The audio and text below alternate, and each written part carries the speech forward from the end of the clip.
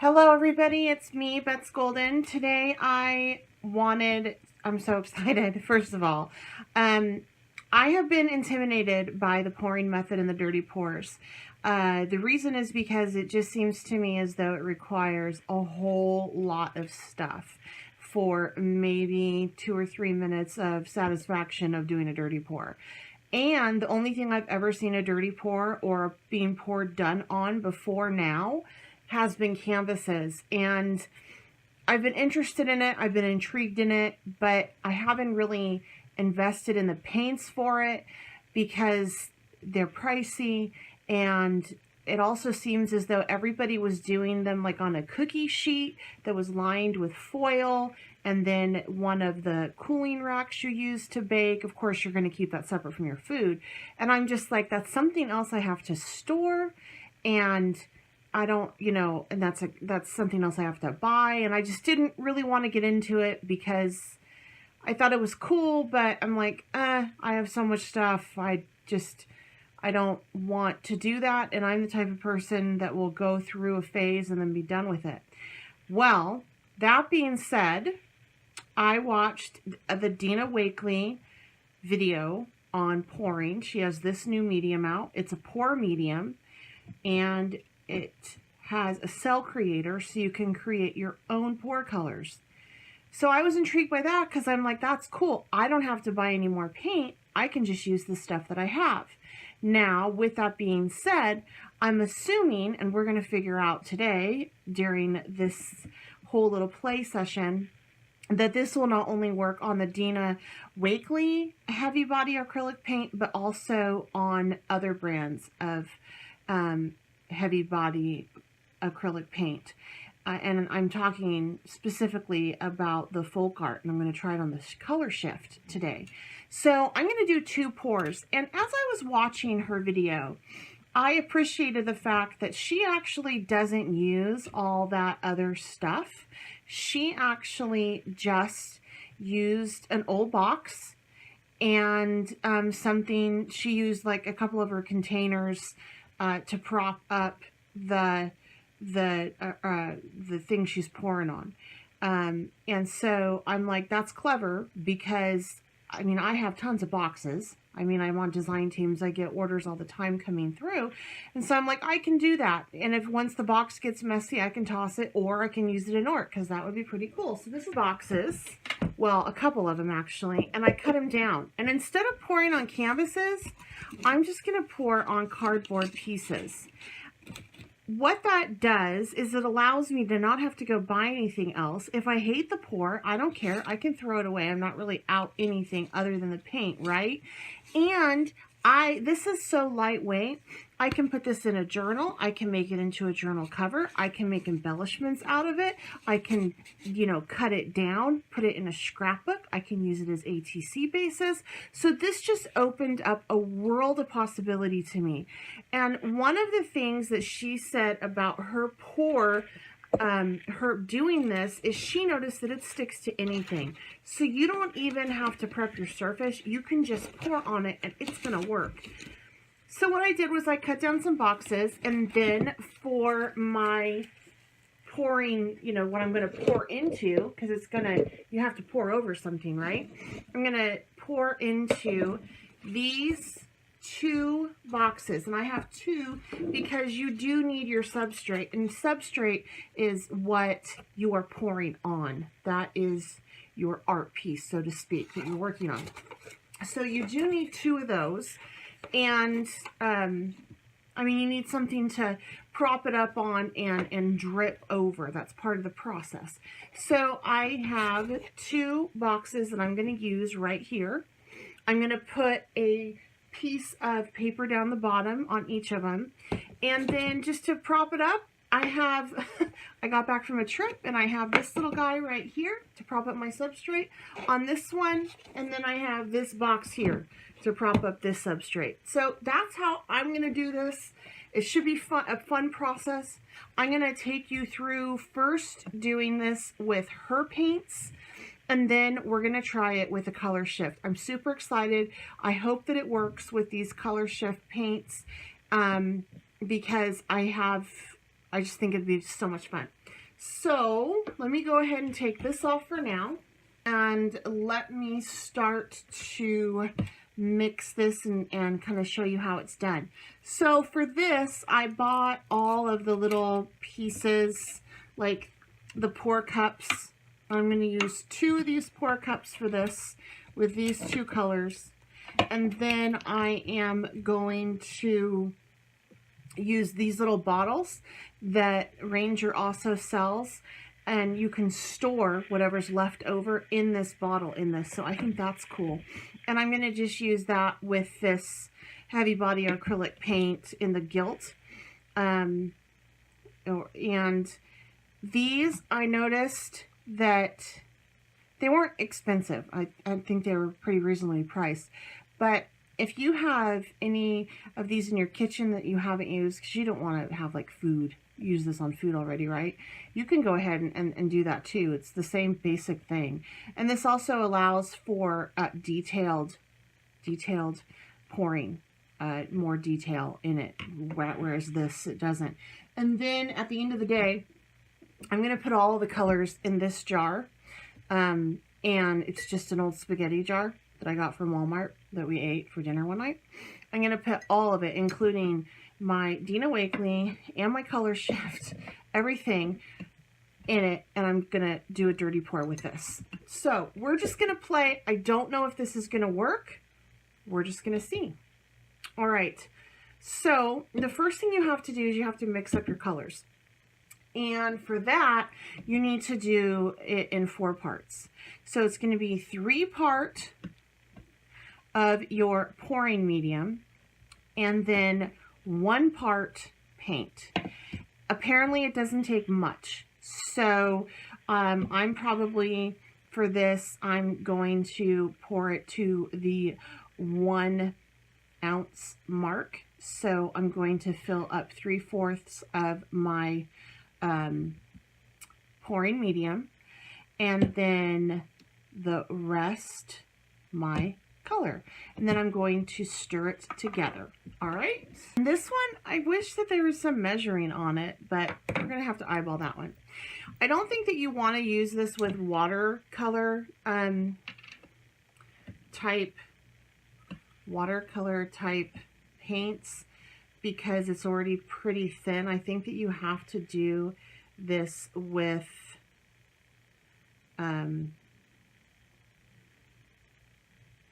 you know, acrylic based paints, a heavier body acrylic paint.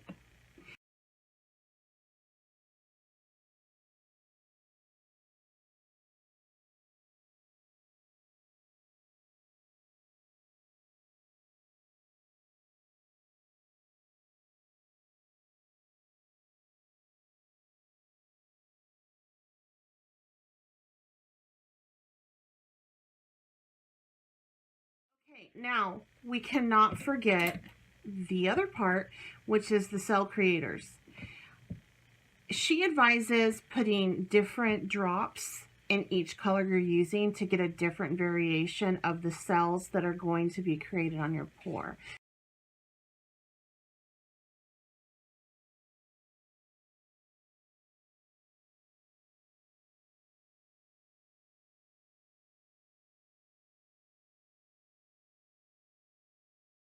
I'm going to do it on this. I put a piece of paper under it, because if anything spills over, it would be kind of cool to catch it, maybe use it, I don't know. And let's just see what happens. And like I said, the cells, I guess, are supposed to create as it dries. I've never done this before, so let's just see. I'm gonna throw some orange down first.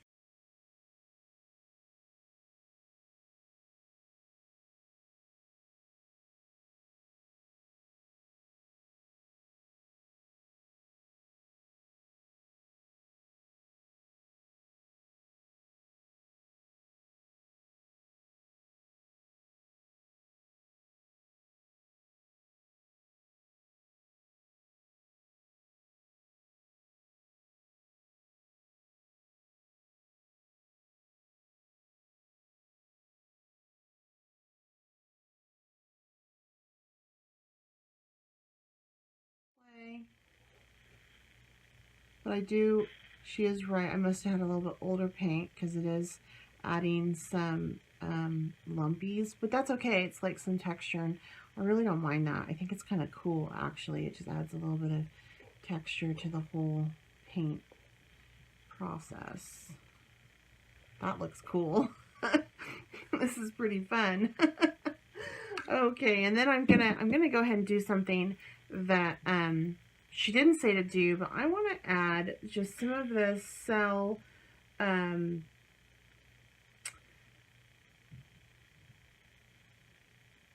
this cell creator just directly on this. I just want to see what it'll do and how it'll dry. You know, I think that'll be fun.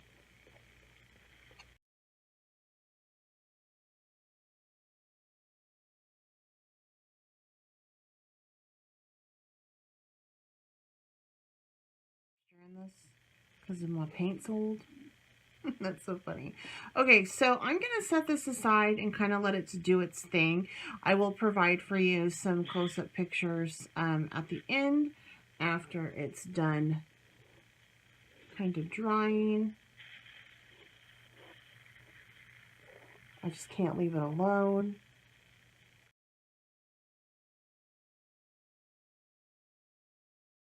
Okay, so for this one I selected the yellow flash. This is the color shift line. I probably should try it first on the regular acrylic line, but what fun would that be? This one is the green flash. This one is the aqua flash, and then just for a little bit of fun, I don't know if it's going to work, I'm going to put the extreme glitter in, and this is the turquoise. So we will see how this does with a different type of paint.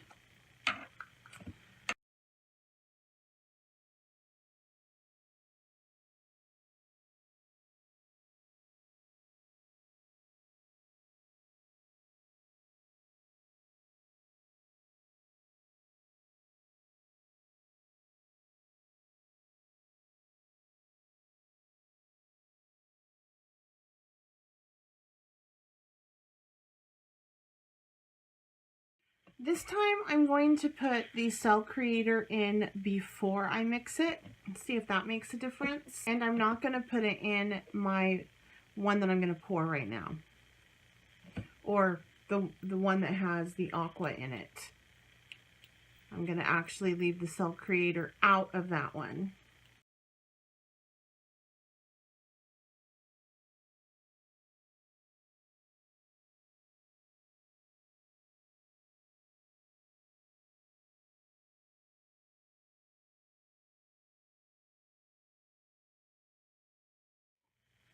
Same thing, I've got something off the bottom to kind of catch the little leftovers, but we'll see. I'm going to start this time with the green, and then we will go ahead with the yellow, and I'll top it off with the blue.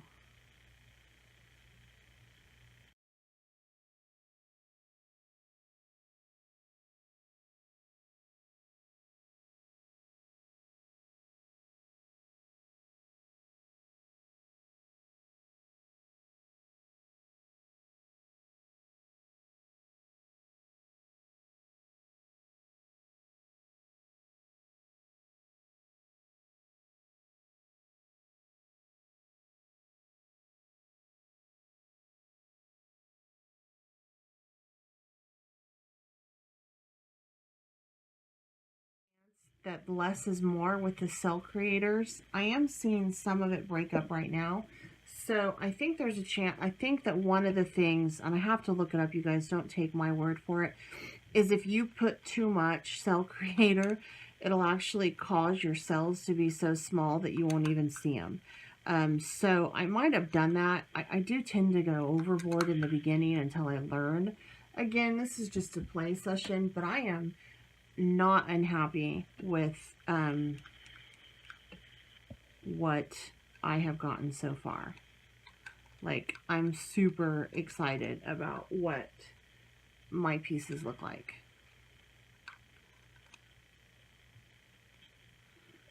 Okay, so these I'm just gonna let dry on their own over here. And then I'm gonna go ahead and do this flip. I found this and I'm inspired by that. So, and I have like a little bit of tape right there. So I'm gonna do this piece of paper, this piece of cardboard, and I'm gonna like tear away some of this for just some more texture, just to kind of see how it will interact and what it will do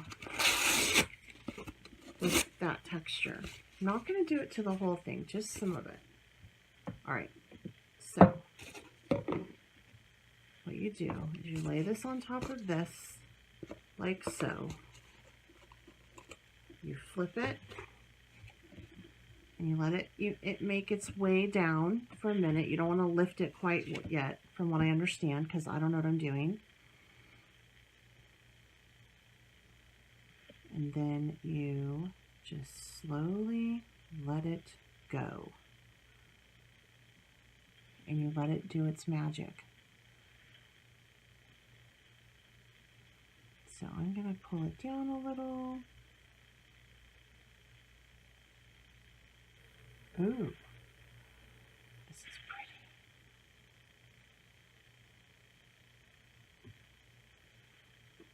pretty. And that pink is providing some of the texture in this, and I'm just kind of letting this drip all out. And if it doesn't cover the whole cardboard, I don't care, because I can just trim down what I want. You know, on a canvas, you got to get a little bit more creative, which isn't a bad thing. But on this, I can just trim down what I want. All right, so I'm gonna move this around.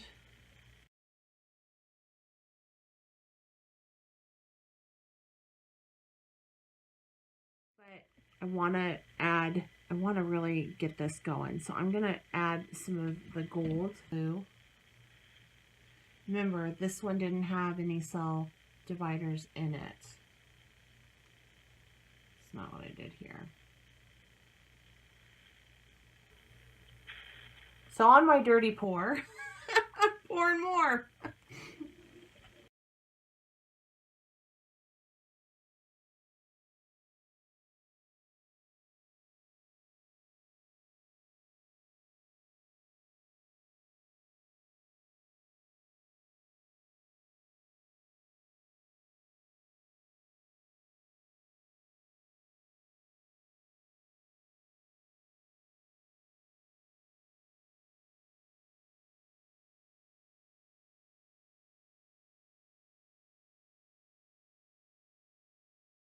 Okay, so you guys, I am totally digging this. This is freaking awesome.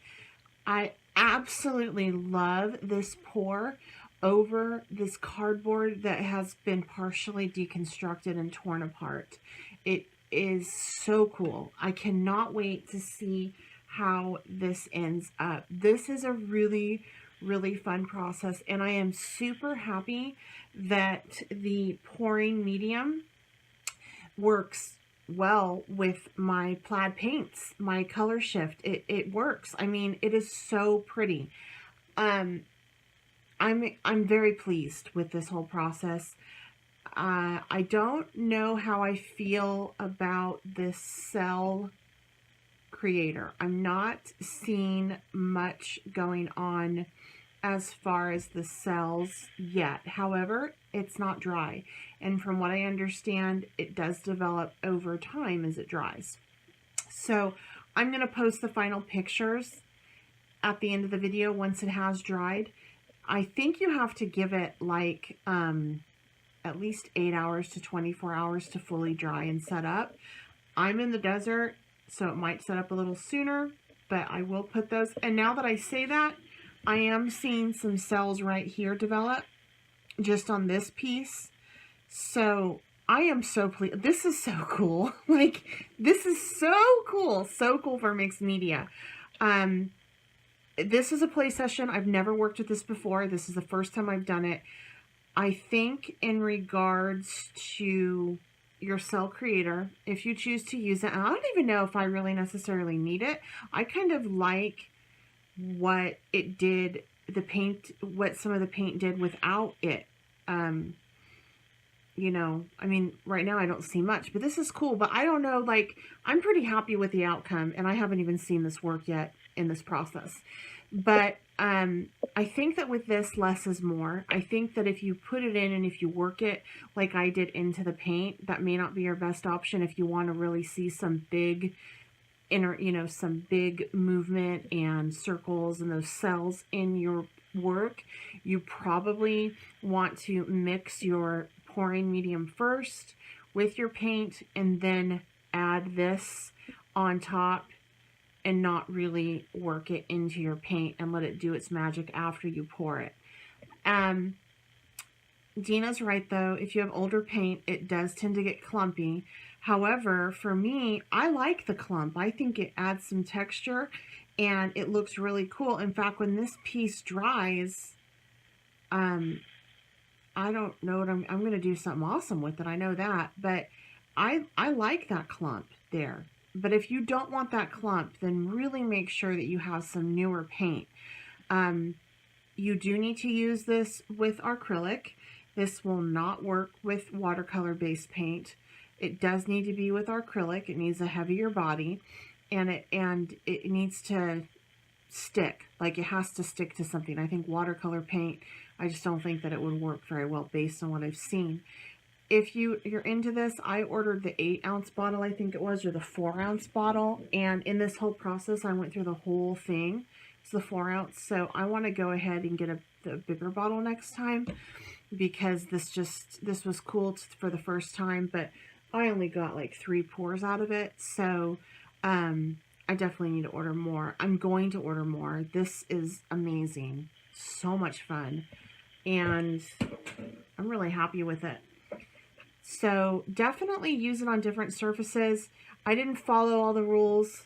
I don't even know if there are any rules. That's the cool thing with Dina is she's, you know, it's all experiment. There is no oops, horrible mistake. It's all a happy mistake and a learning experience. And I feel like that's what I have gotten through this whole process. And I hope you guys did too. I hope you learned through my process of using this, how it works. But I am really impressed and having so much fun with this. I have so much paint, and this is going to be a lot of fun to create backgrounds with. Okay, if you have any suggestions, please leave them in the comments below. I also would like to know what other surfaces you think that this would be fun on. I do plan on using it on a canvas eventually, but I got to order more medium, more of the pouring medium. But I would love to know if you have any tips or anything that, you know, could help me and my friends and my viewers on using this. That would be awesome. Since I've used it on cardboard, I feel like I was more liberated and had more freedom to do what I wanted to do. I didn't want to, if I used it on canvas, I'm afraid I'd mess up a canvas and that would be no good. But on this, it's like, well, it's cardboard. You know, if it ruins it, it ruins it. It doesn't matter. But I really am loving this. I really love the pool texture. I know I'm rambling, but this is so much fun. So stay tuned for the final pictures on the end of the video. Also check out my blog, because I'm gonna post probably what I do with this in my pieces on my blog. So make sure you check that out as well. If you haven't subscribed, please go ahead and do so. And if you have any questions or comments, leave them below. Give this video a thumbs up if you enjoyed it. Until next time, you guys, happy crafting.